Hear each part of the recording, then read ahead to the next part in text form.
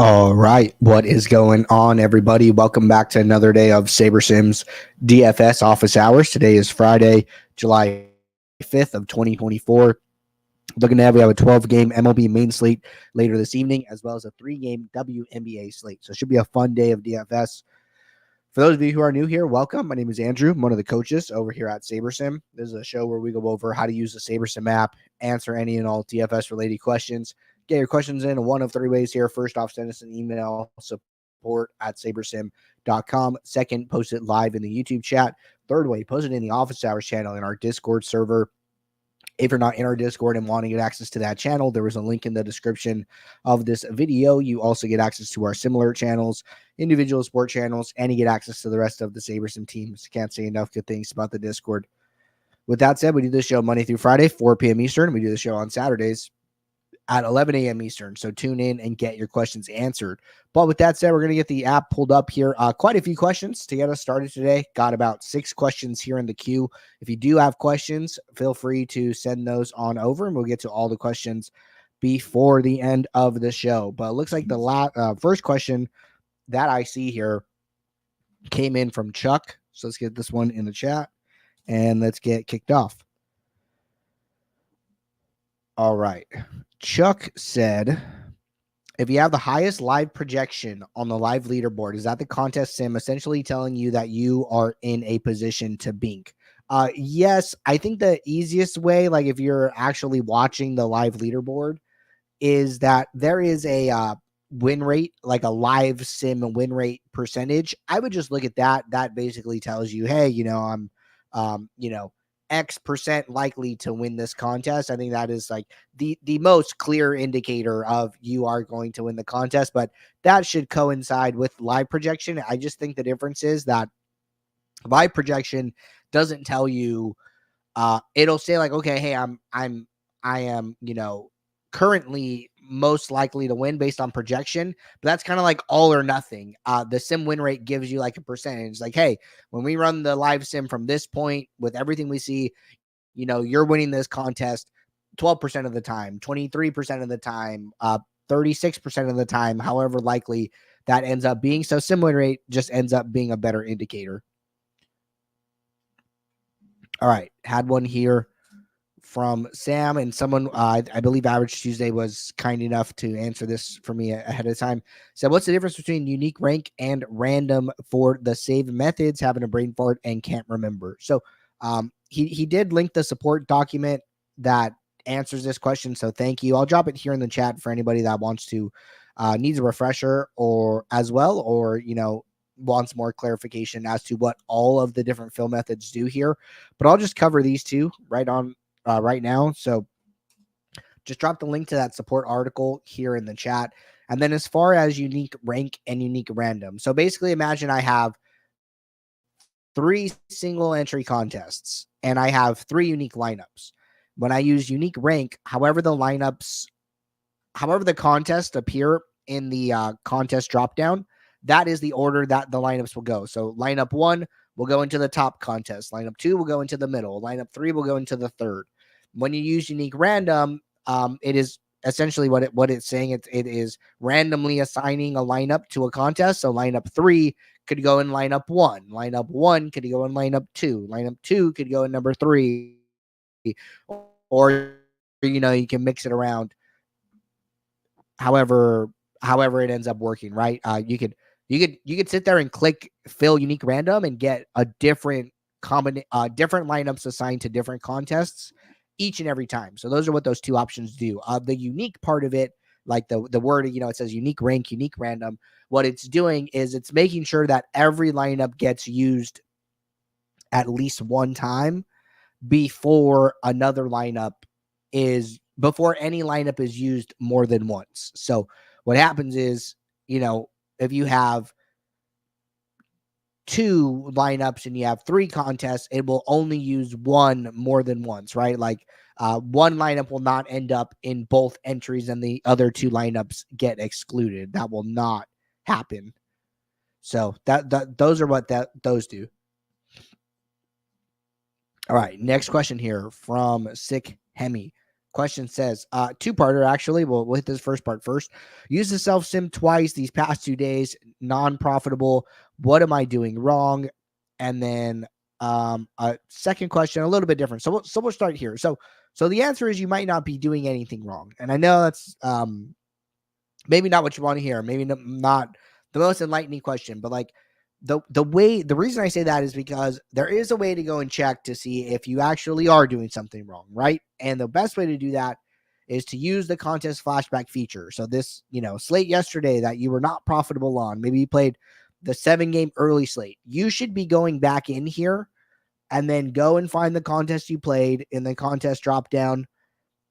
Say you played the the $12 single entry, right? You come in here and then you go and you find yourself and you see what your sim ROI is. So just to be clear, like, we did that MLB backtesting project where we took a winning player, somebody who has a 20% expected ROI, and we did season bankroll simulations, right? And what we found was that that winning player was only profiting 6 to 8 days in a calendar month. So they were losing 22 to 24 days in a calendar month, even though they were a winning player. So that's what I'm saying. Like, you might not be doing anything wrong, but because of the top heavy payout structures, because of the nature of DFS, you just end up losing anyways. So that's why it's so important to go back into these slates, because this will tell you, hey, is this just one of my losing days, or am I actually putting in bad lineups? And then you come in here, you go over to the players tab,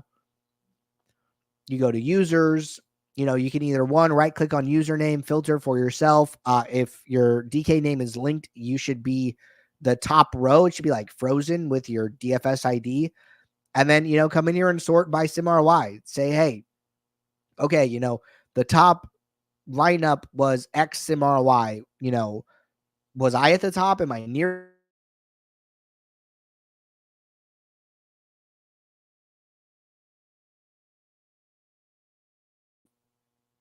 And then you can start to study the best lineups here and then figure out, hey, what are they doing different?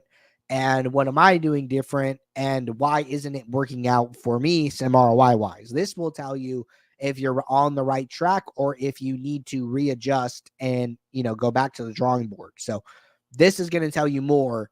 This is actually going to tell you more than winning or losing on a night to night basis.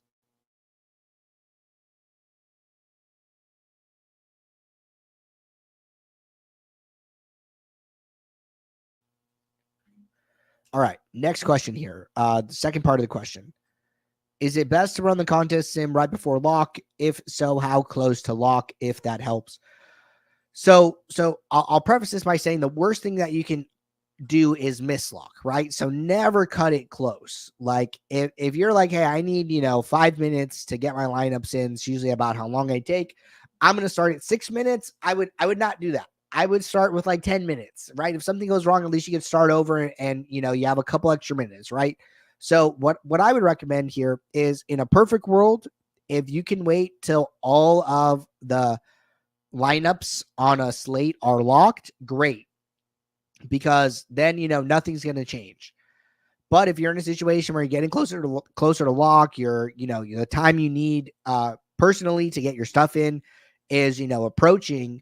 Well, then what I would be looking for is, hey, even if I would check to make sure that the games that are starting at lock or near lock, those lineups are confirmed, and then I would go. So, for instance, today, there's a 4:05 Pacific time, 4:10, 4:10, 4:10, 4:20, and then a 5:05. So there's this big, 40-minute gap between the Philly and Braves and then the Rays and the Rangers, right? Like, I would make sure these first 5 games all had their lineups in, and then I would run my initial set of lineups, and then I would run my contest sim, enter those lineups if I'm in a time crunch, and then I can always come back and do a late swap once that new information that I need is available. So if you can, wait till all the lineups are confirmed.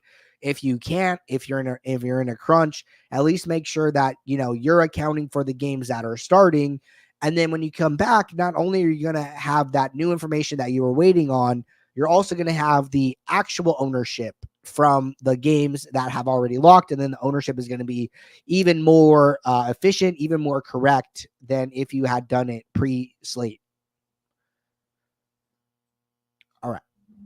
Next question here from Gonzalez. Can I convert my favorites into a build? If not, how can I run sims on my favorites pool? Okay, good question. So let's start by putting some lineups in the favorites tab. So I have these 20 lineups, right? So let's say, hey, I want to favorite these 20 lineups. I'm going to click the star icon, send those 20 lineups to the favorites, and then I'm going to go to the favorites. So now if you want to take these lineups and run contest sims on them, what you have to do is you have to download this lineup file using the download icon next to my lineups. And my lineups, parentheses, it says 20. So that's just the number of lineups in your favorites here. And then this little download icon. So what I would do is I would download these lineups.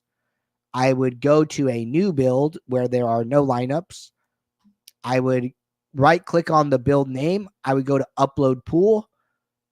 And then I would go and grab that file that I just downloaded. And then now I have successfully exported my lineups from the favorites to a new build. So that is how I would do that. All right. Sammy said, what is a great reason to compare ROI versus risk-adjusted ROI?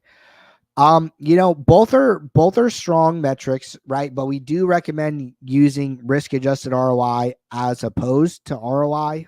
And, we've talked about this a little bit, but I'll, happy to cover it again. So basically, and we actually have a support video on this. I'll drop it here in the chat for everybody.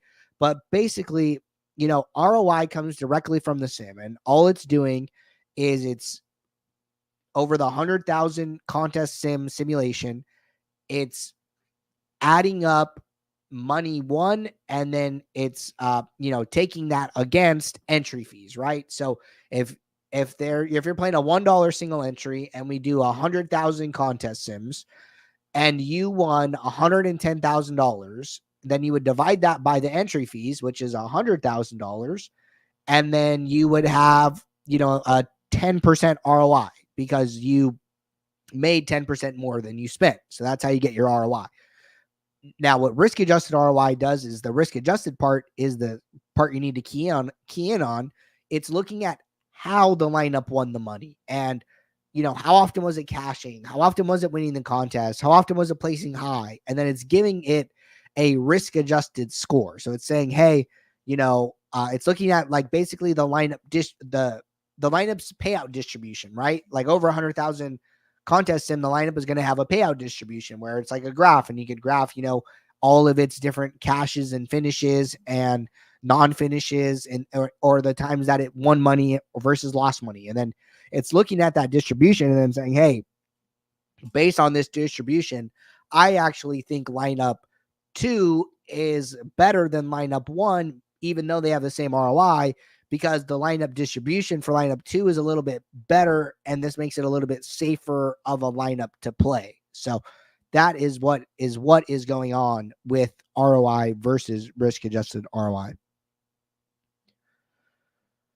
All right. Jumping over to the live YouTube chat. Pope said, when using risk-adjusted ROI before lock, and if you late swap each lock, should you run ROI each time after initial lock? And what about making adjustments to stacks, etc.? Thank you. Good question. So I'll tell you how I personally handle this. And there was a pro video with Jordan and Matt where like they did kind of talk about this, where Matt essentially says something like, at some point in the slate, you should switch to ROI, because at some point you're basically just trying to maximize dollars earned. And at that point, you just want to get, the most money back for each possible lineup. Now, the way that I do that in practice, and they might do it differently, I'm not sure, but the way that I do that in practice is I usually wait for a slate to be about an hour in to switch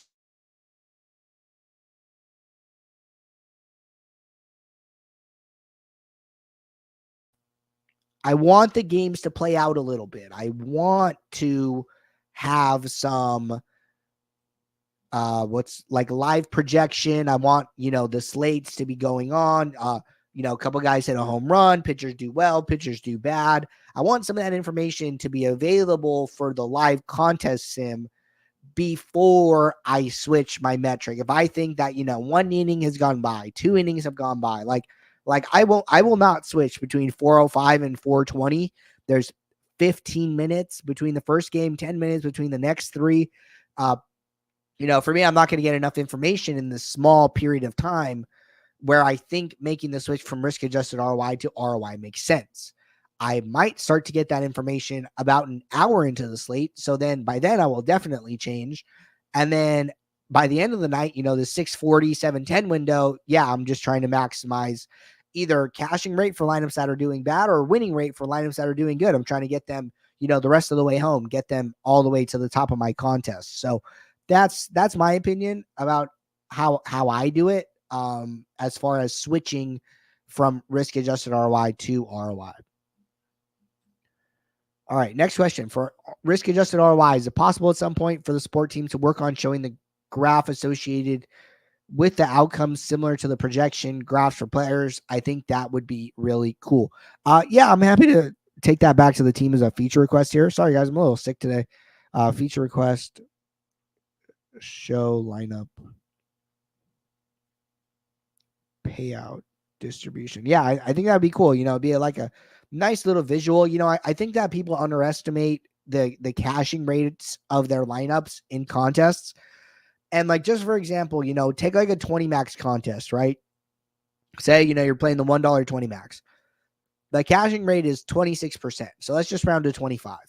So this means that an average player will only cash 5 lineups out of 20. So that means, 5 in the green, 15 lineups over to the left in the gray, right? I think a lot of people, they see that and they're like, oh my God, why do I have so many lineups that are doing bad? But like, that is the nature of the payout structure. Like that is if you are, right on par with the rest of the field, right? So, 15 lineup, like if you're cashing half of your entries, if you're cashing, 10 out of 20 lineups, that is phenomenal. You're twice as good as the field as far as your cashing rate goes. You are, a way, way, way better player than, everyone else in the contest if you're doing that consistently, right? So be aware of like, what you actually are expected to achieve there, and then tame your expectations accordingly. But yeah, I think payout distribution graphs would be pretty cool to see in the app. All right. Taking a peek here in Discord, all caught up there, and looks like we're all caught up in the YouTube chat as well. So I'm going to get out of here, guys. I will be back tomorrow at 11 a.m. Eastern for our Saturday show. I know we skipped the past couple weeks, but I am back this week. So looking forward to it. Appreciate you guys tuning in. And then until tomorrow, take care. Good luck. I'll see you all. Thanks. Bye.